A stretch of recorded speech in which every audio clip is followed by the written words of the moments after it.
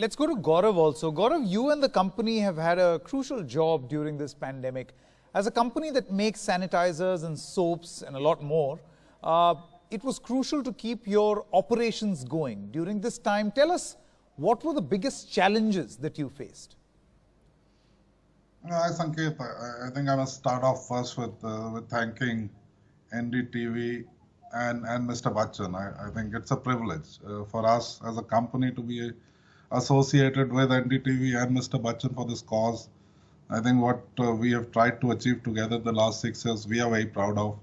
And we hope to continue this. And as Pranay just said, this has now come to light as what we have been saying for the last, 6 years. Is a need of the hour, and that's the only thing that can save you in the absence of a vaccine. So thanks for that, and we'll continue that work.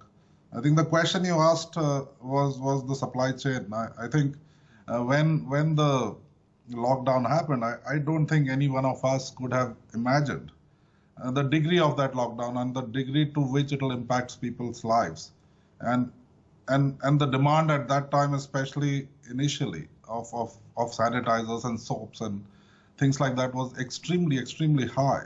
So the first thing is, I mean, when the supply chain is broken, because the raw material suppliers, the packing material suppliers, your factories, all of it shut down on March 22nd. And till April 1st, I think we had no activity, and then we tried to get it back on track.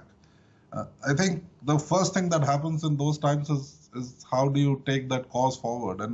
And to us, it was kind of a national cause, with customers and consumers calling us and telling us their stories of how they need sanitizers and soaps to protect themselves. So a lot of effort went in. I think a lot of teamwork went in.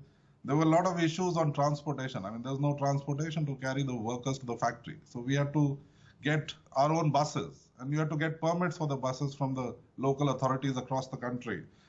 I think the help that we got from the government and the local authorities was amazing to get that kind of help at that time.